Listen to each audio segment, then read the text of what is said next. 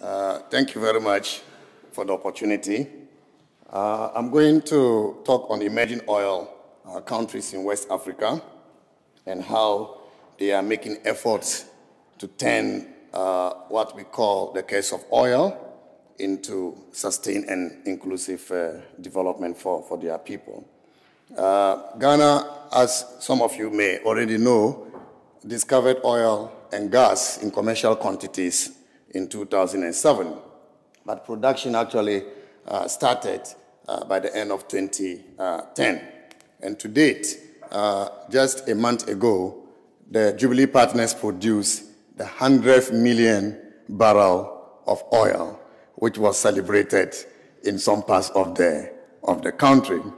The levels of revenues we are getting today from oil is not that significant compared to what is happening in Nigeria, in Angola, in Equatorial Guinea, $444 million in 2011, $541 million in 2012, $700 million in 2013. And so there are modest levels of revenues attributed to the modest levels of production the country is making at the moment. But oil is significant in Ghana in spite of these modest levels of revenues for some reasons. Number one, Ghana attained the status of a net exporter of oil last year. We exported about $3 billion worth of oil and imported $2.7 billion worth of oil. And so even though modest levels of production, our country is a small country, a small economy, we are already a net exporter of oil. We also received the third largest amount of foreign direct investment in Africa, following South Africa and Nigeria. And most of the investments went to the oil and gas sector. So even though it doesn't contribute directly to the economy because of the poor linkages between the oil and gas industry as an enclave industry and the rest of the economy, we can see in terms of the size of foreign direct investment, the oil sector contributing significantly. And also as a result of oil production, Ghana got its highest growth rate in history, 13% growth rate in 2011. And so it's significant in many ways. We will see as we go along some of the dangers that are associated with oil in Ghana. But around Ghana, there are countries like Liberia and Sierra Leone who are showing greater promise as far as oil exploration is concerned. And there is so much hope that these countries will also, sooner than later, join the League of Oil-Producing countries in our region. But as frontier countries, all of them are emerging. There are some challenges, such as contract negotiation challenges, capturing and collecting the oil rent, and also investing the oil rent efficiently. These are serious challenges that we will see as we go along. Because if you are not able to address these challenges, there is no way you can avoid the case of oil. And so in these emerging producer countries in West Africa, there are policy options that they are confronted with on how they can avoid the case of oil. You know, exploration policy is one, and so they were looking at the licensing policy, whether competitive bidding or direct negotiation. We're looking at the fiscal contributions, and by fiscal contributions, whether we want to maximize our revenues or we want to use our fiscal policy or fiscal regime to attract investment upstream. We're also concerned about revenue management policy, and here, how to collect the rent, because you all know the capacity challenges in resource-rich countries, especially in Africa, on how effectively they can capture and collect the rent, but also how to invest efficiently the rent that is collected. And then we have social and environmental policy. And so these are the policy options confronting Ghana, but also Liberia and Sierra Leone as frontier nations. If we are able to get these policies right, I'm very sure we can avoid the case of oil. If we are not, we will join the league of countries that have become victims of the case already. But looking at the licensing regime, to begin with, the licensing regime is so important in the development of the industry. And Lisa talked about the need to adopt open and competitive bidding. But, you know, the licensing regime goes beyond the open and competitive bidding. It's a comprehensive array of transparency frameworks that are required along the value chain, the entire contracting value chain. For instance, it requires the process for contracting of oil blocks to be open but also competitive, so that the state can maximize benefits. It also requires contract disclosure to be mandatory, unlike what we have in Ghana today, where the minister decides which contracts to publish and which ones not to publish. It requires, again, the disclosure of the products of a contract. I'm talking about the production volume, I'm talking about sales price, revenues. They all need to be published as part of executing the contract commitment. Information on beneficial ownership must also be disclosed, and this is one of the new standards of the EITI. Then we also need the National Oil Company to be transparent and publish its annual financial reports and subject its investment to scrutiny, parliamentary scrutiny, but also scrutiny by the public. It must be allowed to make public comments on contracts. You know, in Ghana, contracts are initiated by the government, taken to parliament. The citizens are not informed about the process, and because of the potential collusion we have in parliament, these contracts are almost always rushed through. And so citizens only wake up one day and read from the news that a contract has been approved by parliament. But as to what it entails, citizens are not told. Their views are not even invited. Relative to what happens in Brazil, where public hearings are held so that citizens can express their comments as to the deals that the government is signing. Now, this is the process in Ghana for awarding contracts, and you can see it's an administrative process. The minister receives the application. The minister sends it to the Petroleum Commission to evaluate the technical and financial capacity of the company. Then it comes back to the minister, who set up a negotiation team comprising of these organizations, 4 organizations, to negotiate with the company. Then goes back to the minister, who puts it before cabinet and then to parliament. This is an administrative process, and one may argue that the fact that it goes through parliament makes the process open. Unfortunately, it doesn't. Even parliamentarians who have risen on the floor of parliament to ask questions about beneficial owners of some of the contracts they have approved have been shut down. The Speaker of Parliament in Ghana is on record to have stopped debate on 2 contracts which were eventually approved in Parliament. And so the fact that it goes through parliamentary ratification doesn't guarantee the transparency that we need around contracting. And so, in summary, this is the situation in Ghana. Ghana has been cited in most, around the world as one of the most transparent regimes that is deepening governance around the oil and gas sector. Unfortunately, a critical look at the oil and gas industry in Ghana does not support the praises that are showered on Ghana so far. For instance, there is no open tendering process, and as I said earlier, concessions are awarded through an administrative process. There is no mandatory contract disclosure requirement in Ghana.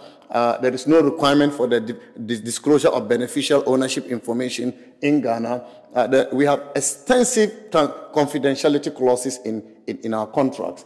And then, as I said, there is no requirement for public comments on contracts. But it is important to state that as a result of the advocacy around transparency and open contracting in Ghana, the government is developing a new petroleum law which seeks to address the gaps in our licensing regime. Unfortunately, as we will see, that also amounts to window dressing, because in Section 10.1 of the new bill, it makes provision for open and competitive bidding, but which is undermined by 2 other sections, Section 10.2 and Section 10.4. Because Section 10.2 gives the minister the power to ignore the outcome of an open and competitive process and to go and do direct negotiation. And in doing this, the minister is not required to publish reasons why he is moving away from the competitive bidding process. The 10.4 also gives the minister power not to even start an open and competitive process, to go direct negotiation. But what the law says is that if the minister, in his opinion, thinks that the most efficient way of exploiting the resource is by direct negotiation. Okay, so these two provisions undermine Section 10.1, which calls for open and competitive bidding process. Now, we see examples in other countries, such as Sierra Leone, where the minister is required to give reasons through a public notice to the citizens why the minister wants to ignore the outcome of an open and competitive process. So if it is not happening in Ghana, then to some extent, Ghana will need to emulate the example of the Sierra Leone, because this meets the requirement of the new EITI standard. In Liberia, their EITI regime requires mandatory contract disclosure. In Ghana, as I said, we don't have requirement for mandatory contract disclosure. And so even though Ghana is being praised everywhere, our neighbors, Sierra Leone and Liberia, have some good examples that Ghana will have to emulate if we want to deepen the governance of licensing in our country. Outside West Africa, there are also good examples. In the situation where in Ghana, the minister can go direct negotiation if he thinks it is the most efficient way of exploiting the resource. If you compare that to what is going on in Angola, even though Angola has been associated with secrecy, opacity in their industry, since 2004, they have made significant efforts at deepening governance around the oil and gas sector. And one of the results is the law they passed in 2004, the petroleum law. And in that law, a minister can only do direct negotiation if the minister receives an application and within 14 days after publishing the notice of the application, no other entity expresses interest in that block. But if any entity expresses interest in that block, the minister is not required to do direct negotiation. The minister is required to open the bid for other companies to come in. I think this is a better provision than the efficiency criteria which the minister in Ghana is allowed to adopt in doing direct negotiation. Also, outside West Africa is South Sudan, the newest country in the world. And they have a very complex key oil sector production, revenue, and expenditure data, petroleum agreements, and licenses. Perhaps this is where the framework in South Sudan is better, or is an improvement over the EITI, even with the new standards, because the EITI doesn't comprehensively treat expenditure transparency. But as you can see, in South Sudan, their law requires expenditure transparency as well as the revenue transparency. Also, the minister must publish justification of award of petroleum agreements and also the beneficial ownership information of the contractor. And so Ghana has some more to do as far as the governance of natural resources are concerned. Now, the second issue I would like to look at is fiscal contribution. And it is important to recognize that in these emerging countries, the debate going on is whether to increase revenues or attract investment upstream. That is the debate going on there. And so if you look at some of the contracts Ghana signed or Sierra Leone signed, because the risk profile was very high, because our areas were relatively unknown, the terms that were offered the oil companies were super attractive terms. But in the case of Ghana, following production of oil, we have seen a progressive move towards higher fiscal terms. And that marks the difference between an unknown area and a known area. And so look at the case of corporate taxes between frontier countries and mature countries. Okay, the frontier countries like Ghana, Ivory Coast, Uganda, they are charging lower corporate taxes compared to the mature countries. And therefore, the indication here is that as they also mature and the risk profile is reduced, they will have to consider revenue capture objectives as opposed to investment attraction. We also can look at the average state participation, and you can see the frontier countries taking lesser state participation. Then we can look at the government take generally, and this is the net fiscal benefits to the government. Again, the frontier countries are taking lesser government take than the mature countries. But as I was discussing with Lisa yesterday, is there need for fiscal benchmarking? Because it is not enough to say that the government take in Gabon is higher than the government take in Equatorial Guinea. because the conditions in these countries may be different in terms of the geological prospectivity, in terms of the stage of development in those areas, okay, in terms of the data, the level of knowledge of the area which is being explored. And so we may have to begin to talk about fiscal benchmarking. What do we think is the optimal level that an average country, with similar countries, like that country, what do we think is the net fiscal benefits that they should be getting from the extraction of their resources? Now, the resource tax dilemma. Otu and Co.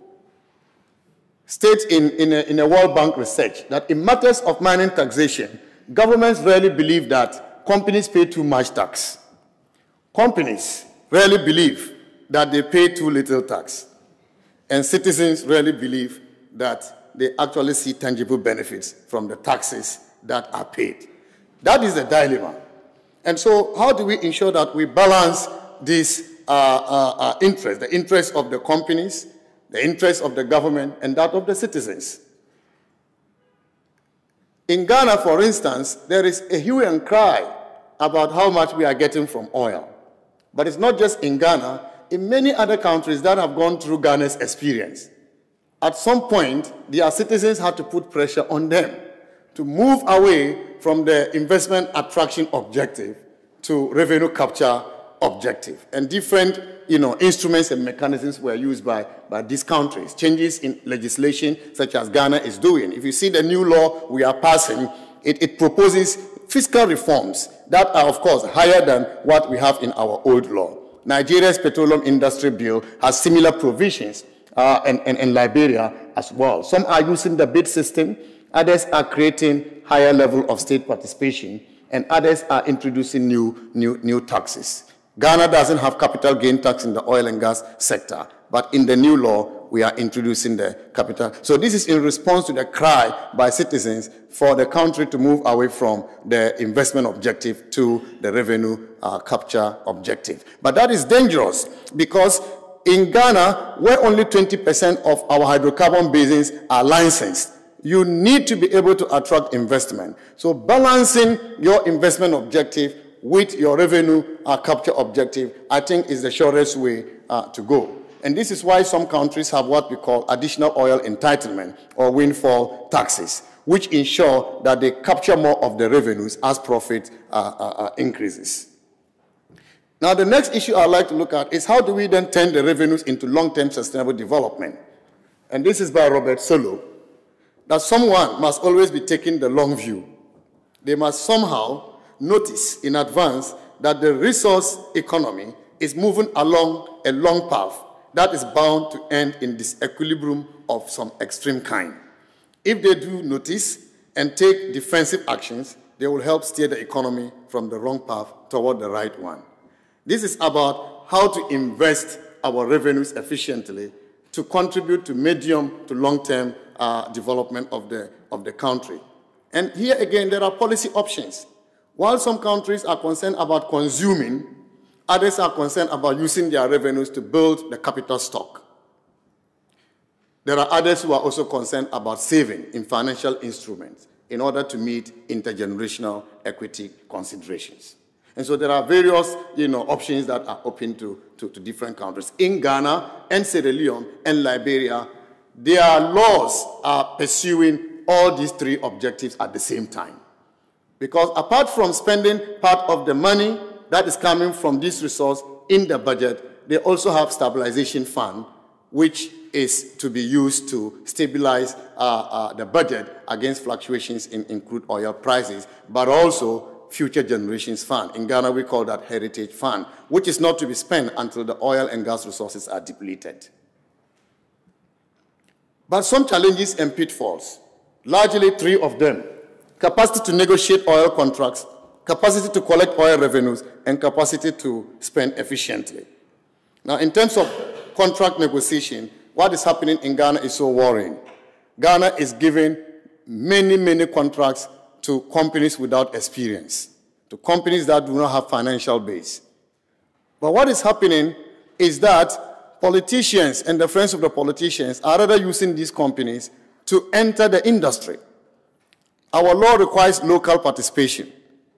And so most of the companies that are coming into Ghana are from Nigeria, who are ready to give 20% stakeholding to a Ghanaian firm, 30% stakeholding to a Ghanaian firm. But these companies go and borrow and carry over the local firms without the local firms making any financial commitment. And so eventually, once discovery is made, they call on the Ghanaian counterparts to sell. And today, this is what has happened to the Jubilee Fields. The Jubilee Fields started with 2 Ghanaian firms.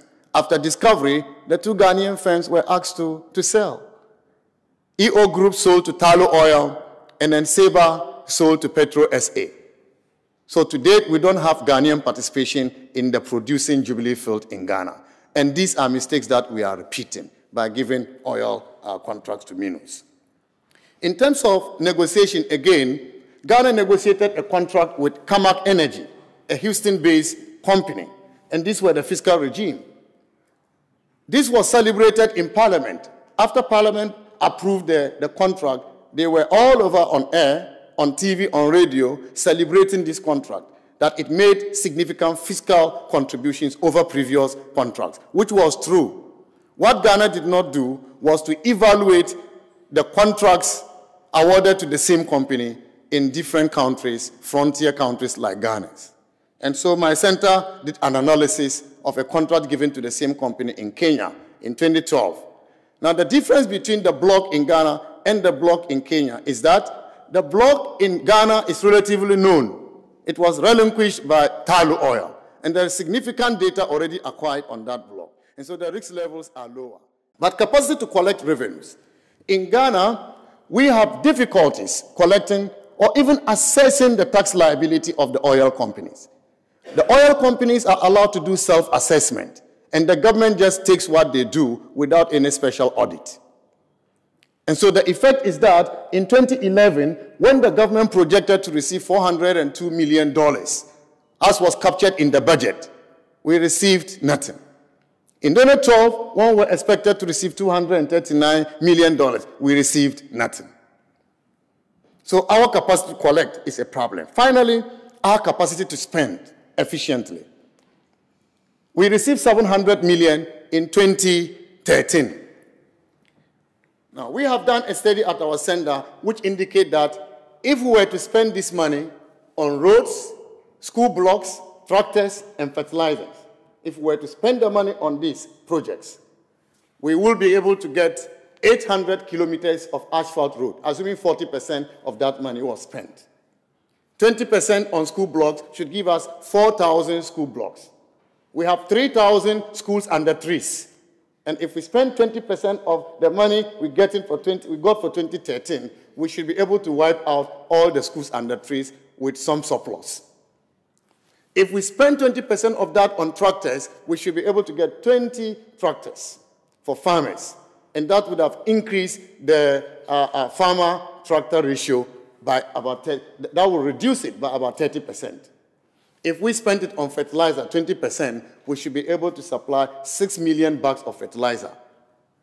And that will increase fertilizer use by 4,000%. But what did we do?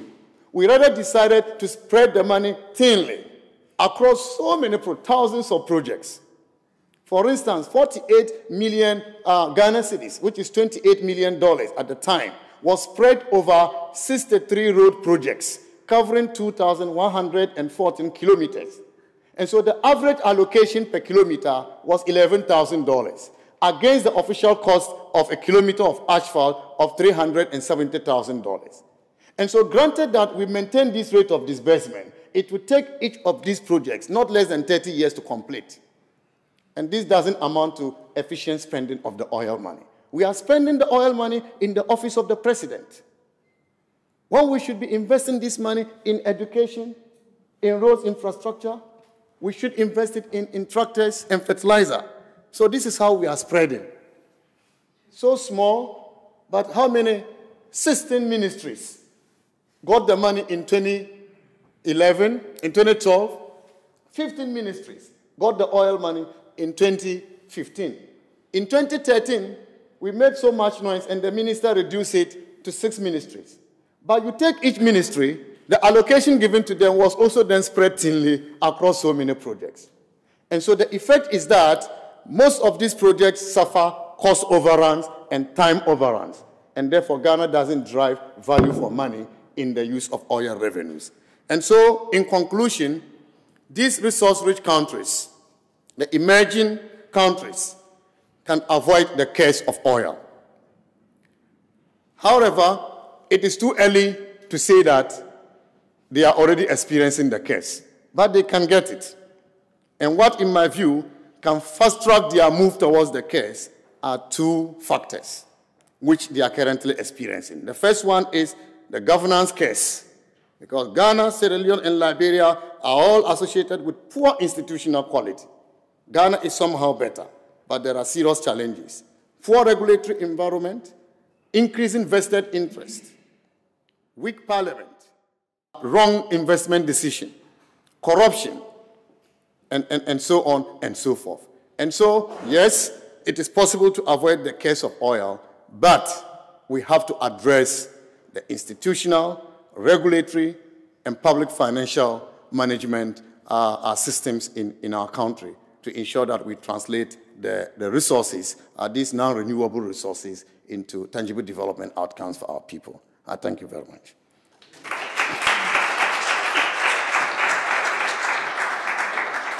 Thank you very much.